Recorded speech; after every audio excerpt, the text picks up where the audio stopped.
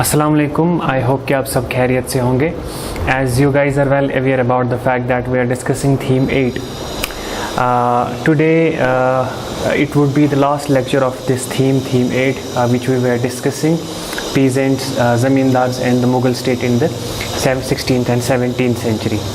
In our last lecture, we discussed about the zamindars and the land revenue system.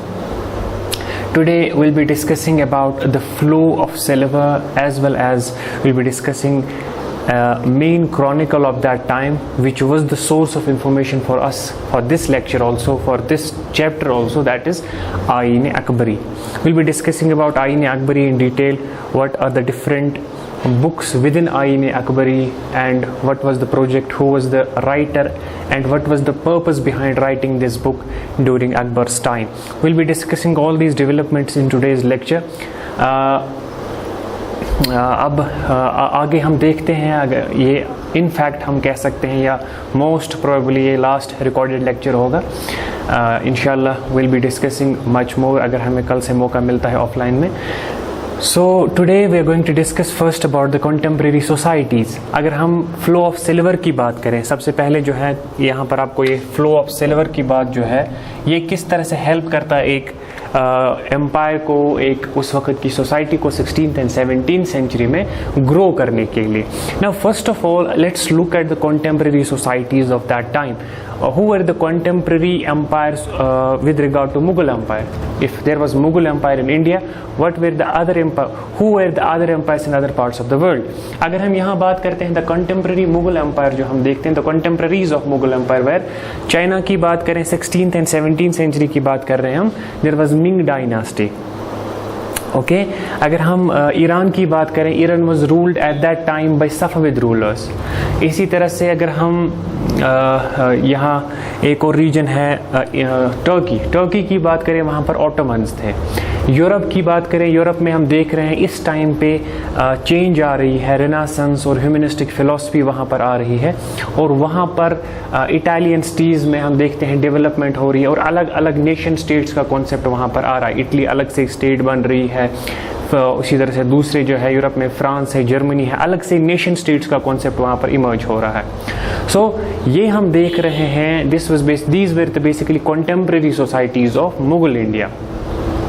Now यहाँ हम देख रहे हैं इन सब जो भी ये फ्लोरिशिंग एम्पायर्स थी, डायनेस्टीज थी, इनके पीछे जो हम एक रीज़न देख रहे हैं कि क्यों ये फ्लोरिश हो गई है इस टाइम पीरियड में, there were certain reasons for it.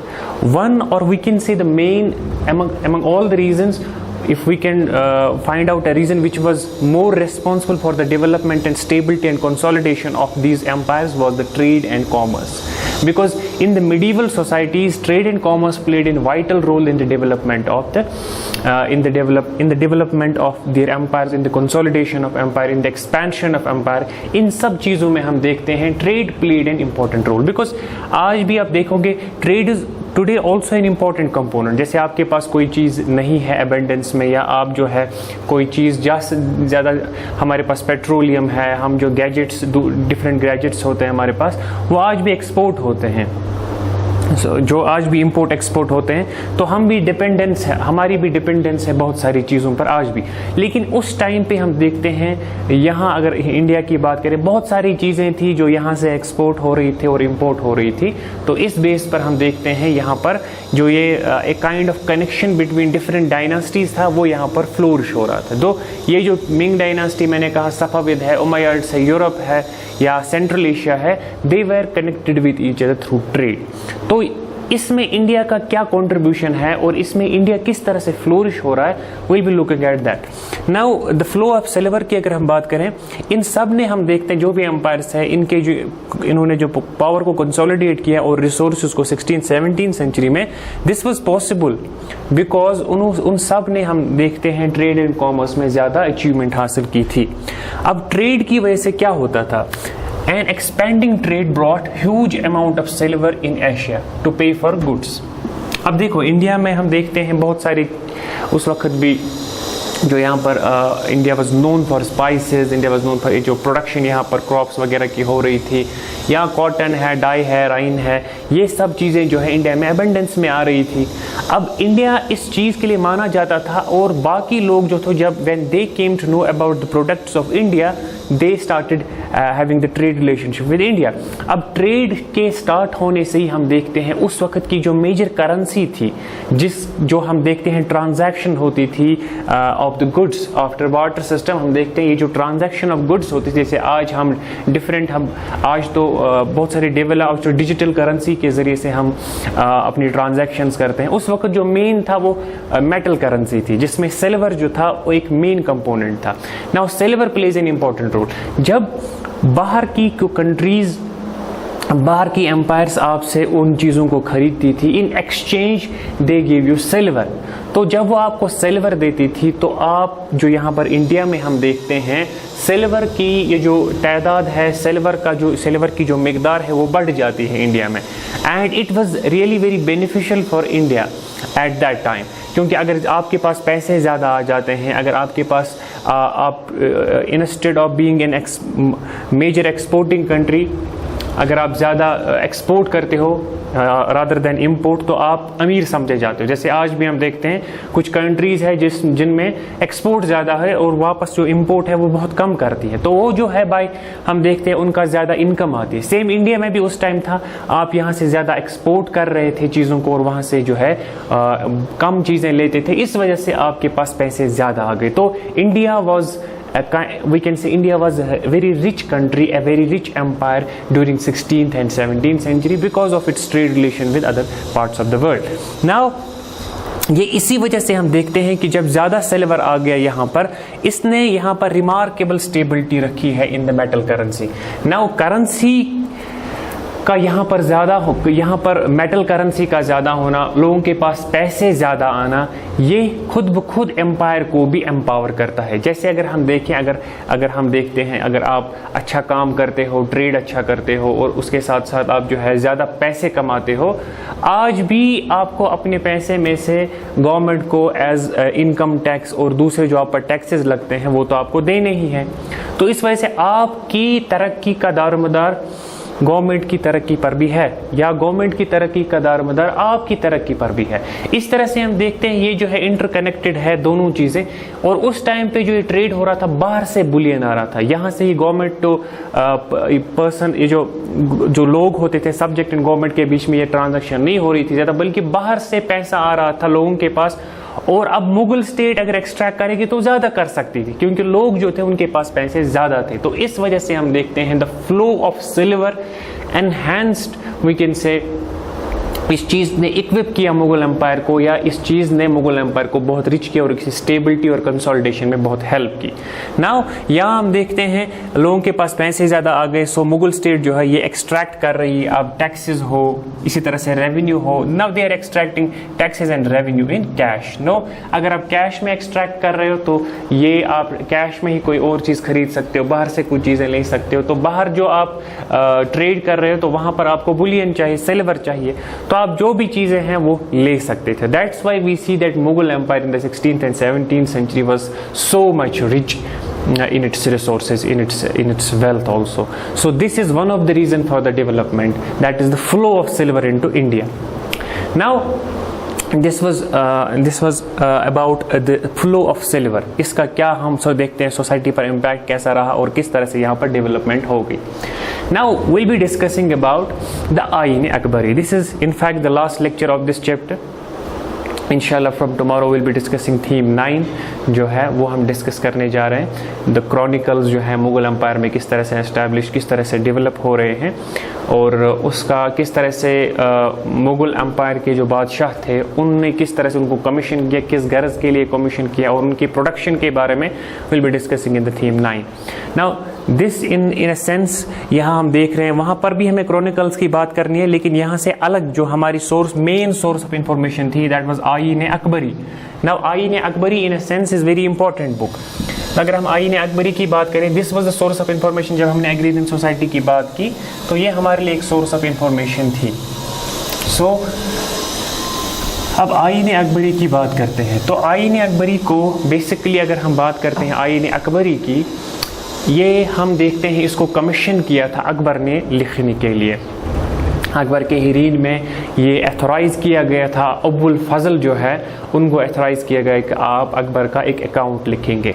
But ये जो आप देख रहे हैं आईन अकबरी वाज बेसिकली ये और बेसिकली एक बड़े से प्रोजेक्ट का एक हिस्सा था। ये एक बड़ी बुक थी, उसी का एक हिस्सा हम कह सकते हैं आईन अकबरी। जैसे हम वॉल्यूम्स लिखते हैं ना, और उन सब वॉल्यूम्स का फिर एक नाम रखते हैं, और विद इन दैट हम देखते हैं डिफरेंट उन वॉल्यूम्स का नाम डिफरेंट कभी कभी होता है। नाउ यहाँ पर जो है असल में बुक लिखी गई थी जो अबुल फजल को कही गई थी, उसका नाम था अकबरनामा। ये जो अकबरनामा है ये एक बहुत हिस्टोरिकल प्रोजेक्ट लिया गया था, अकबर ने इसको स्टार्ट किया था और अबुल फजल को कमीशन किया था कि इस चीज़ को आपको लिखना है। नाउ ये जो है हम देखते हैं बहुत टाइम लगा है इस बुक को लिखने में, एंड दिस वाज कंप्लीटेड 1598 में। हम देखते हैं ये प्रोजेक्ट जो है 42 ईयर्स हो गए थे अकबर को रूल करते हुए, और उस टाइम तक ये हम देखते हैं अकबरनामा को लिखा गया था। नाउ अकबरनामा जो है इसमें अकबर का जो सारा रीन है, और अकबर से पहले भी हम देखते हैं जो भी हिस्टोरिकल डेवलपमेंट्स हुई थी उन सब को हम देखते हैं यहाँ पर ट्रेस आउट किया गया है। Now this is a huge monumental, हम कह सकते हैं एक बड़ा सा प्रोजेक्ट था जिसको लिखा गया है उस टाइम पे, और यहाँ अबुल फजल ने भी बहुत सारी चीज़ों को मद्देनज़र रख के इस चीज़ को यहाँ पर डिस्क्राइब किया है। Now if we look at the some of the points of the Ain Akbari, सबसे पहले हम देखते हैं it was written on the orders of Akbar. ये तो अकबर के ही ऑर्डर्स और अकबर के ही रीन में हम देखते हैं लिखी गई थी। Second important thing is the Ain was the part of larger project of history commissioned by Akbar. जैसे मैंने अभी बताया, हिस्ट्री जो लिखी जानी थी अकबर ने जो कहा था कि हम सारी जो हिस्ट्री जो इससे पहले भी बाबर, हुमायूं और उससे पहले भी जो हिस्ट्री थी उसको कमीशन किया था, तो ये अकबर ने बेसिकली स्टार्ट की थी। नाउ इसी को हम कहते हैं Akbarnama. Now with in this Akbarnama comprised of 3 books. Akbarnama में ही हम देखते हैं 3 बुक्स हैं, और ये जो 3 बुक्स हैं उन्हीं में से थर्ड बुक जो है, ये जो है थर्ड बुक कंप्राइजेस आईन अकबरी। नाउ ये जो इनमें से 3 बुक्स है, फर्स्ट टू बुक्स और basically the historical narrative, history से ज़्यादा रिलेटेड है। जैसे इससे पहले हुमायूं का रीन ट्रेस आउट करते हैं, उसके पहले बाबर का, और बाबर से पहले बाबर के जो एंसेस्टर लैंड है फरगना, वहाँ से डेवलपमेंट्स, और दूसरी जो हिस्ट्रीज थी वो यहाँ पर डिस्कस की जा रही है।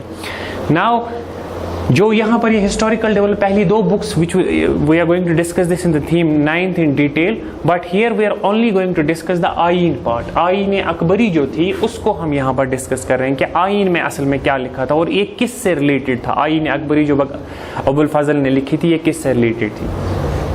Now Akbarnama comprised of 3 books. Within these books, the third part was the आईन अकबरी। Now थर्ड बुक जो है वो आईन अकबरी है। ये हम बेसिकली इसमें हम ट्रेस आउट कर रहे हैं इंपीरियल रेगुलेशंस।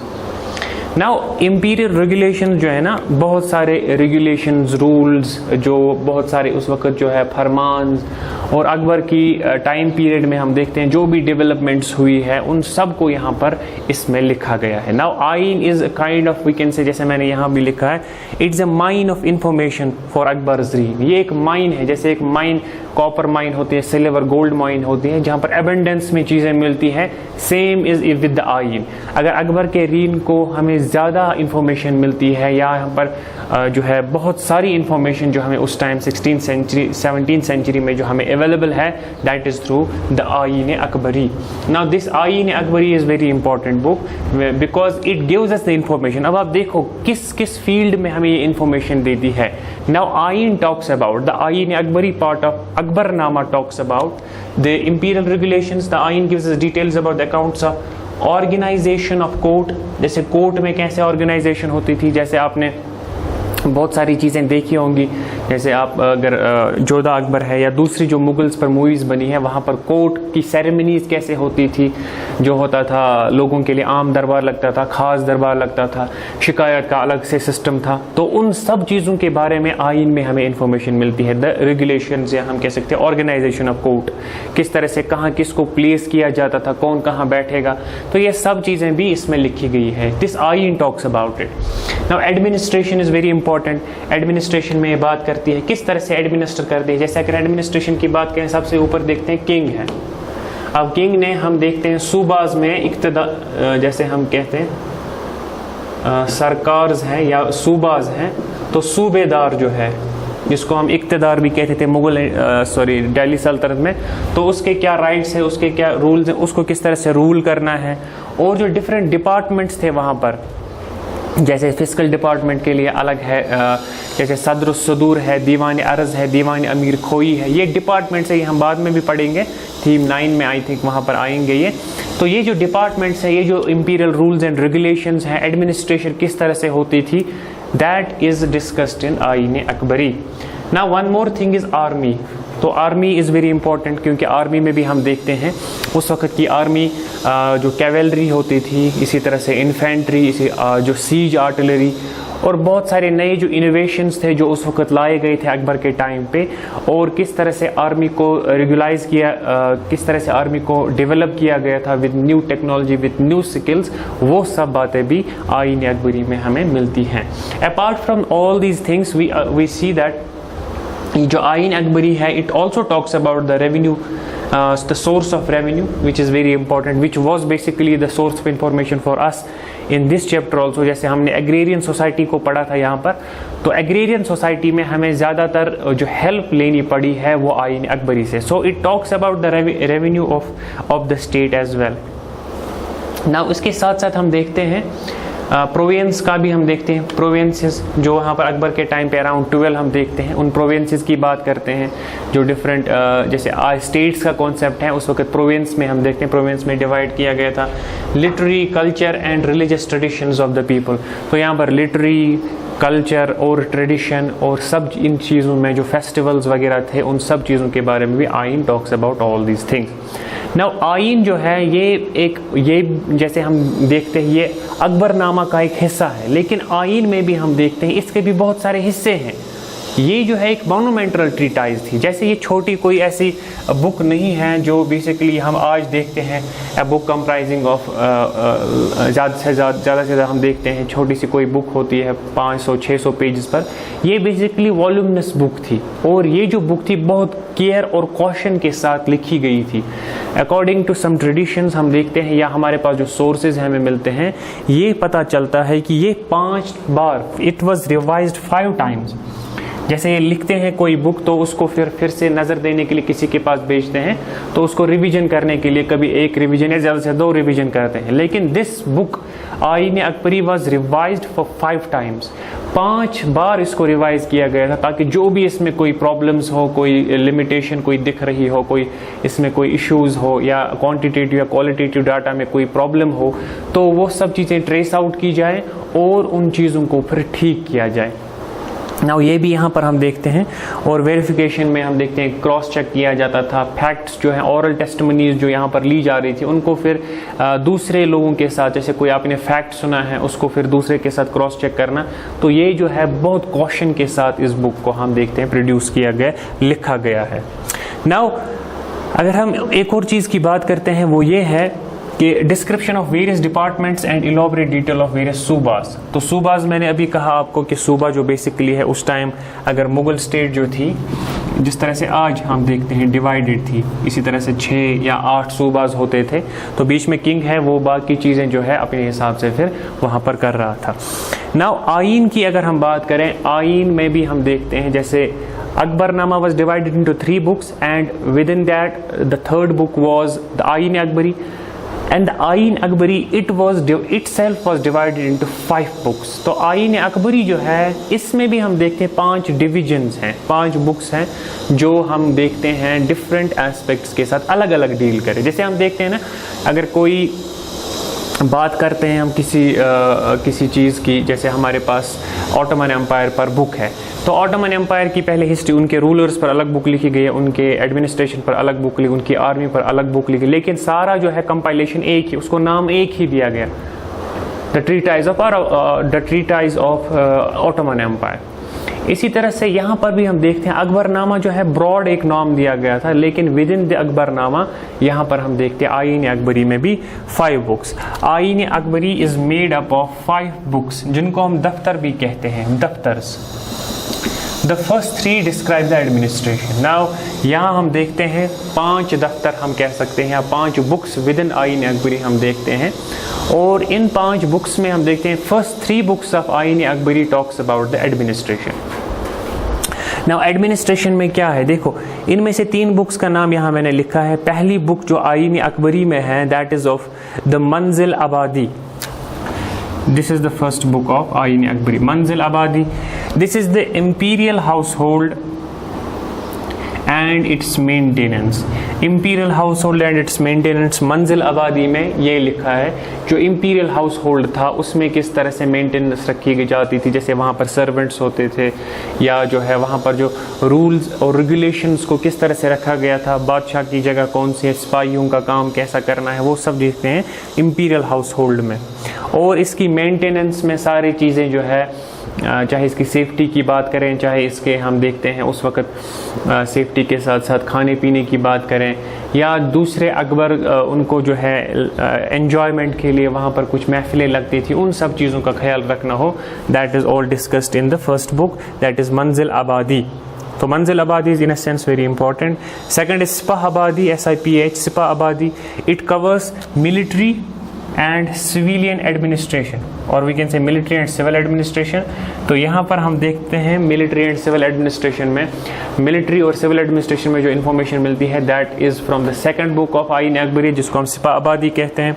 थर्ड इज़ मुल्क आबादी। Now Mulk Abadi is very important, क्योंकि मुल्क आबादी ऑफ आईन अकबरी जो है it talks about certain other aspects as well. यहाँ पर हम देखते हैं it deals with the fiscal side of the empire. तो इसमें रेवेन्यू डिटेल्स अकाउंट है, 12 प्रोविंसेस जो थे उन सब के, और स्टैटिस्टिकल इंफॉर्मेशन हमें बहुत डिटेल में मिली है यहाँ पर।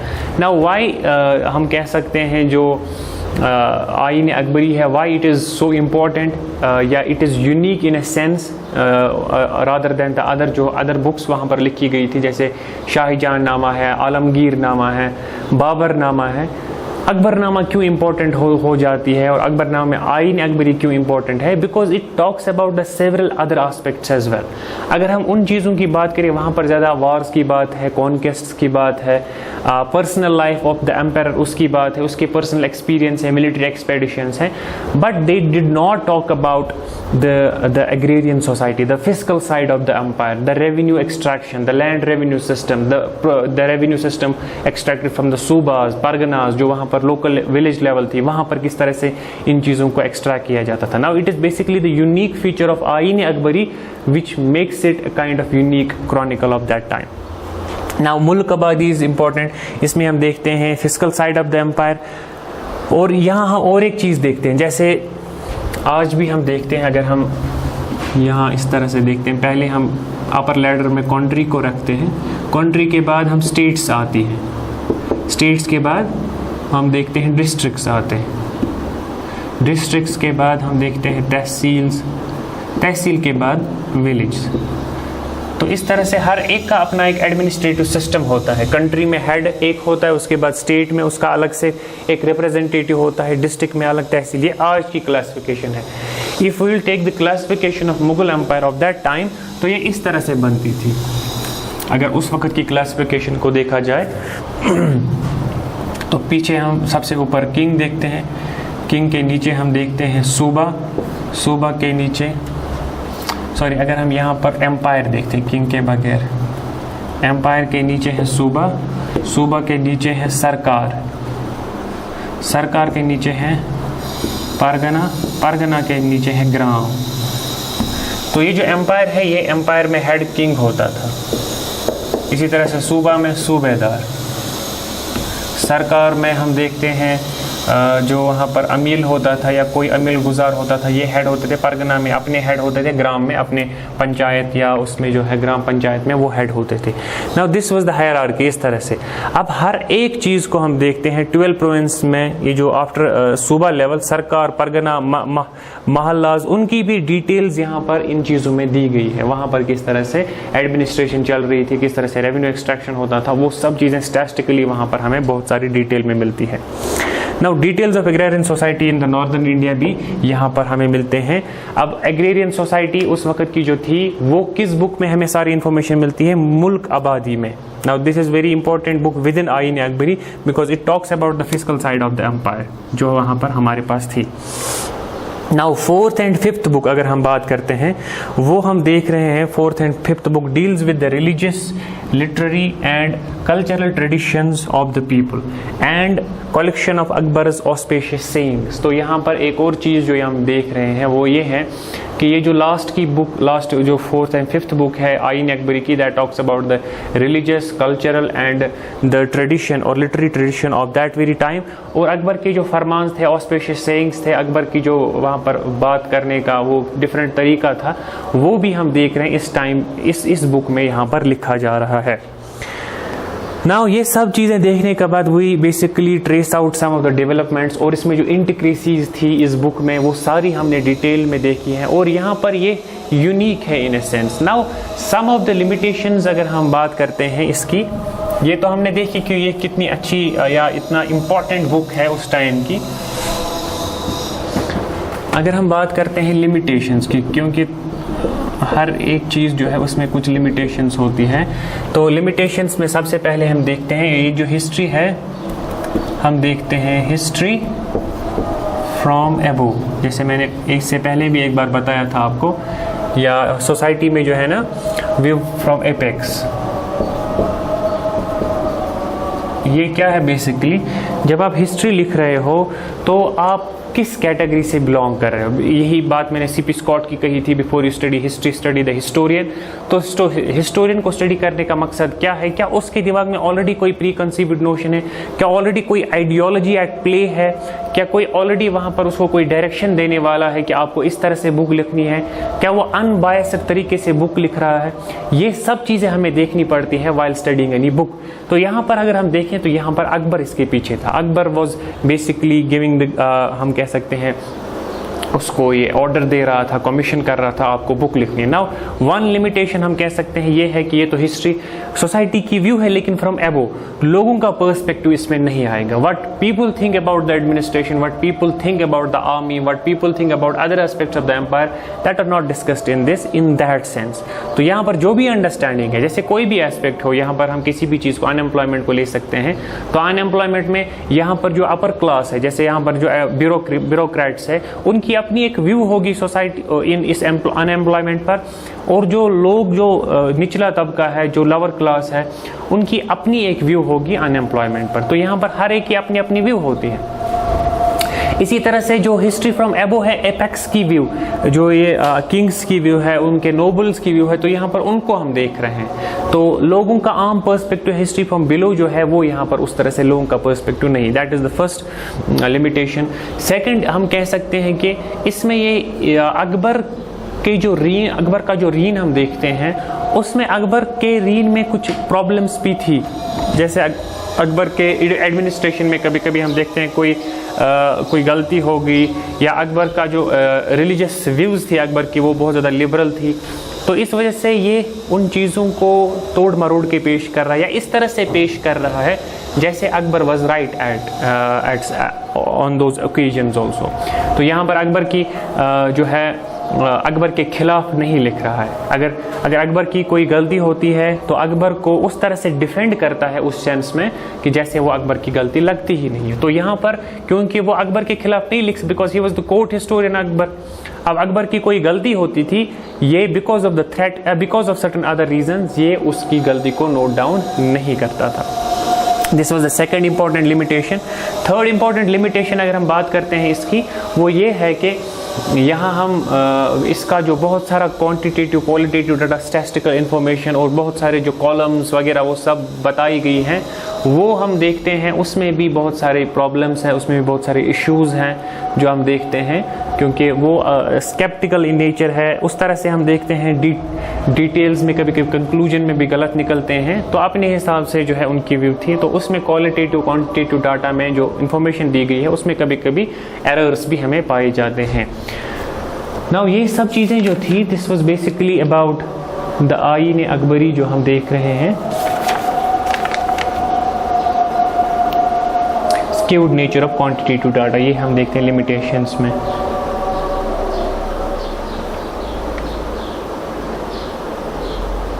तो लास्ट पे जो है यही कि आईन अकबरी क्यों बहुत ज़्यादा इम्पोर्टेंट है फ्रॉम अदर क्रॉनिकल, जो मैंने इससे पहले भी बताया आपको। इट इज़ बिकॉज कि इससे पहले जो दूसरी क्रॉनिकल्स थी या दूसरी इसके बाद लिखी जाने वाली क्रॉनिकल्स थी, they only talk about the Wars, they only talk about the personal life of the rulers, they all talk about the expeditions, expansion and all that.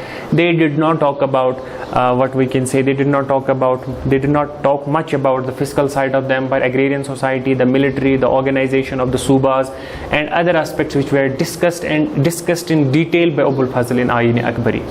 So this was all about Ayin Akbari जो हमने आज ख़त्म किया है. With this we have completed the theme 8 now. Inshallah in our next lecture we'll be discussing theme 9 and that will be basically that is the Kings and Chronicles, the Mughal courts. The Kings and Chronicles जो हमने एक Chronicle यहाँ पर देखी है, अब इन्हीं chronicles में बहुत सारे क्रॉनिकल्स की प्रोडक्शन को हमने देखना है in our next lecture, the Kings and Chronicles, that will be discussed in the next lecture.